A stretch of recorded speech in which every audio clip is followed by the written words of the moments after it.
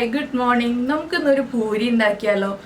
പൂരി ഉണ്ടാക്കുമ്പോൾ സാധാരണ നമ്മൾ ഗോതമ്പ് പൊടി മാത്രം ഉപയോഗിച്ചിട്ട് അല്ലെങ്കിൽ കുറച്ച് റവയും കുറച്ച് ഗോതമ്പ് പൊടിയും കുറച്ച് മൈദപ്പൊടിയും ചേർത്തിട്ടാണ് ഉണ്ടാക്കുക.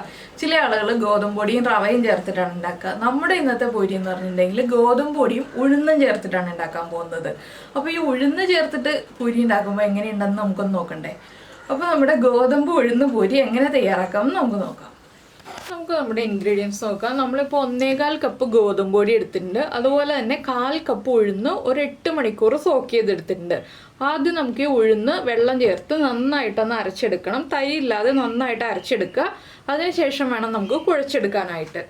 അപ്പോൾ നമ്മുടെ ഉഴുന്ന് നമ്മൾ നന്നായിട്ട് അരച്ചെടുത്തിട്ടുണ്ട്. ഇതിലേക്ക് ആവശ്യത്തിന് ഉപ്പ് ചേർക്കുക. നമ്മുടെ പൂരിയുടെ മാവിന് ആവശ്യമായിട്ടുള്ള ഉപ്പ് ചേർക്കുക. നിങ്ങൾക്ക് വേണം എന്നുണ്ടെങ്കിൽ കുറച്ച് ഒരു 2 പിഞ്ച് ബേക്കിംഗ് സോഡ ചേർക്കാം കേട്ടോ. ഞാൻ ചേർക്കുന്നില്ല, ഞാൻ പറഞ്ഞു എന്ന് മാത്രമേ ഉള്ളൂ. അതുപോലെ തന്നെ ഫ്ലേവറിന് വേണമെന്നുണ്ടെങ്കിൽ ജീരകപ്പൊടി ചേർക്കാം. നമ്മുടെ ക്യുമിൻ സീഡിൻ്റെ പൗഡർ ചേർക്കാം 1/4 ടീസ്പൂൺ. പിന്നെ എരിവിന് വേണമെന്നുണ്ടെങ്കിൽ പച്ചമുളക് അരച്ച് ചേർക്കാം. ഈ ഒരു ഉഴുന്നരയ്ക്കുന്നതിൻ്റെ കൂടെ നമ്മളിപ്പോൾ അതൊന്നും ചേർക്കുന്നില്ല. നമ്മൾ ചേർക്കാവുന്ന ഓപ്ഷൻസൊക്കെ പറയുന്നു എന്ന് മാത്രമേ ഉള്ളൂ. ഇനി ഇത് നന്നായിട്ട് കുഴച്ചെടുക്കണം. വെള്ളം ആവശ്യമാണെങ്കിൽ മാത്രം ചേർത്ത് കൊടുക്കുക. ഈ ഉഴുന്നിലുള്ള വെള്ളത്തിൽ ആദ്യം നന്നായിട്ട് മിക്സ് ചെയ്തെടുക്കുക. അപ്പോൾ ഉഴുന്നിലേക്ക് ഉപ്പ് ചേർക്കുകയാണെങ്കിൽ നമുക്ക് കുഴയ്ക്കാൻ എളുപ്പമുണ്ടാവും. അതുകൊണ്ടാണ് ഉഴുന്നിലേക്ക് ഉപ്പ് ചേർക്കുക എന്ന് പറയുന്നത്. ഇപ്പോൾ നമ്മുടെ പൊടി നമ്മൾ നന്നായിട്ട് കുഴച്ചെടുത്തിട്ടുണ്ട്. അപ്പോൾ നിങ്ങൾ മിക്സിയുടെ വലിയ ജാറിലാണ് ഉഴുന്നരച്ചെടുക്കുന്നതെങ്കിൽ ഈ പൊടി കുഴയ്ക്കുമ്പോൾ വെള്ളം ചേർക്കേണ്ടി വരില്ല കേട്ടോ. വെള്ളം ചേർക്കേണ്ടി വരുന്നത് മിക്സിയുടെ ചെറിയ ജാറിൽ ഉഴുന്നരയ്ക്കുകയാണെങ്കിലാണ്. അതുകൊണ്ടാണ് ഞാൻ ആവശ്യമാണെങ്കിൽ വെള്ളം ചേർക്കാമെന്ന് പറഞ്ഞത്. അപ്പോൾ ഇനി നമുക്ക് ഈ ഒരു മാവ് ചെറിയ ബോൾസ് ആക്കി എടുക്കാം. ഇത് റെസ്റ്റ് ചെയ്യാൻ വയ്ക്കേണ്ട ആവശ്യമൊന്നുമില്ല. എണ്ണയൊന്നും ചേർക്കേണ്ട ആവശ്യമില്ല കേട്ടോ. പൂരിയിൽ എണ്ണ ചേർക്കേണ്ട ആവശ്യമില്ല.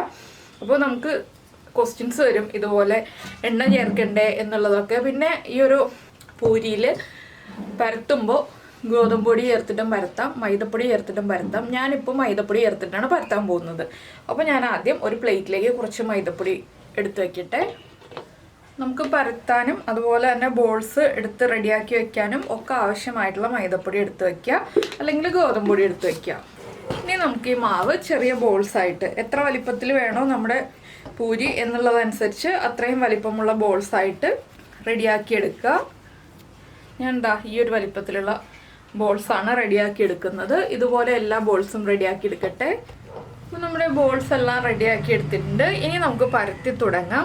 പരത്തുമ്പോൾ കുറച്ച് പൊടി കൂടുതൽ വേണ്ടി വരും കേട്ടോ. എന്താണെന്ന് വെച്ചാൽ ഉഴുന്നായതുകൊണ്ടാണ് കുറച്ച് പൊടി കൂടുതൽ വേണ്ടി വരും എന്ന് പറഞ്ഞത്. ഇതുപോലെ നമ്മൾ സാധാരണ പൂരി പരത്തുന്ന പോലെ കുറച്ച് കനത്തിൽ പരത്തിയെടുക്കുക.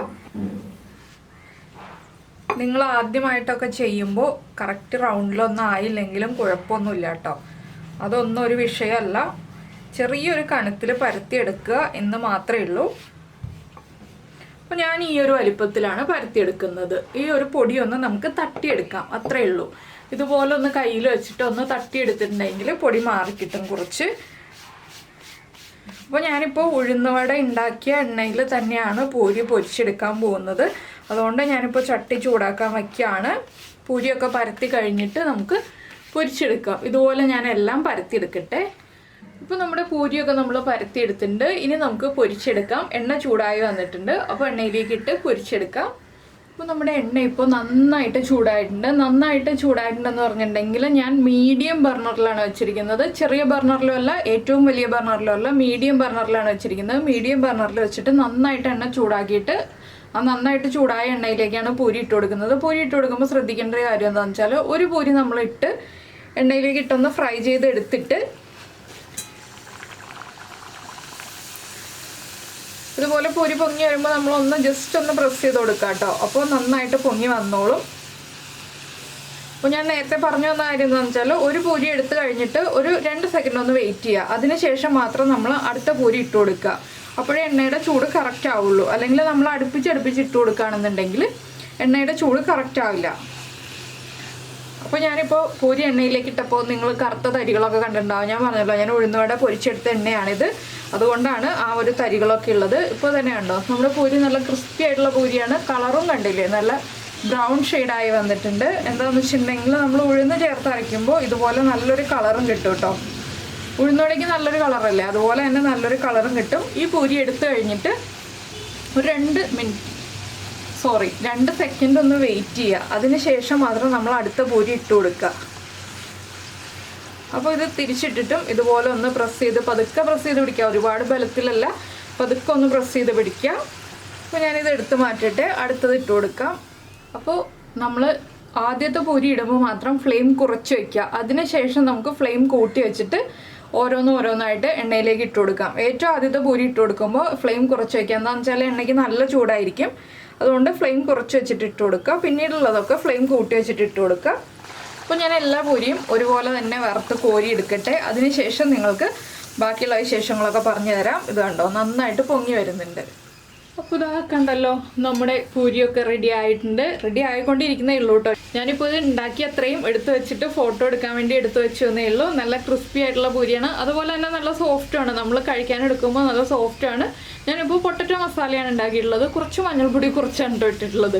എന്താണെന്ന് വെച്ചാൽ പൊട്ടറ്റോ മസാല ഉണ്ടാക്കി വന്നപ്പോൾ മഞ്ഞൾപ്പൊടി ഇട്ടപ്പോൾ കുറഞ്ഞു പോയി. അതുകൊണ്ടാണ് കുറച്ച് ലൈറ്റ് കളറായിട്ടിരിക്കുന്നത്. നമ്മുടെ പൂരി മസാല എന്ന് പറഞ്ഞിട്ടുള്ള റെസിപ്പി നിങ്ങൾ നോക്കുകയാണെന്നുണ്ടെങ്കിൽ, നീതാസ് ടേസ്റ്റ്ലാൻഡ് പൂരി മസാല എന്ന് പറഞ്ഞിട്ടുള്ള റെസിപ്പി നോക്കുകയാണെന്നുണ്ടെങ്കിൽ നമ്മുടെ ഈ ഒരു പൊട്ടറ്റോ മസാലയുടെ റെസിപ്പി നിങ്ങൾക്ക് കിട്ടും കേട്ടോ. അപ്പോൾ എന്തായാലും എല്ലാവരും ഈ ഒരു പൂരിയും അതുപോലെ തന്നെ പൊട്ടറ്റോ മസാലയും ഉണ്ടാക്കി കഴിച്ചിട്ട് അഭിപ്രായം പറയുക. നിങ്ങൾക്ക് ഈ ഒരു റെസിപ്പി ഇഷ്ടമായോ ഇല്ലയോ എന്നുള്ളത്.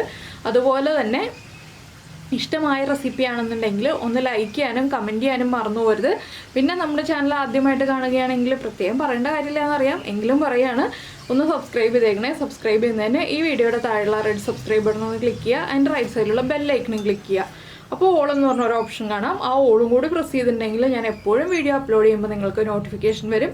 അപ്പോൾ നിങ്ങൾക്ക് എല്ലാവർക്കും ഇഷ്ടപ്പെട്ടൊരു ബ്രേക്ക്ഫാസ്റ്റ് റെസിപ്പി ഞാനിപ്പോൾ നിങ്ങൾക്കായിട്ട് ഷെയർ ചെയ്തിട്ടുണ്ട്. അപ്പോൾ എല്ലാവരും നിങ്ങളുടെ ഫ്രണ്ട്സിനും ഫാമിലി മെമ്പേഴ്സിനൊക്കെ ഷെയർ ചെയ്ത് കൊടുക്കുമെന്ന് വിചാരിക്കുന്നു. നമുക്ക് നമ്മുടെ അടുത്ത റെസിപ്പിയുമായിട്ട് നാളെ കാണാം.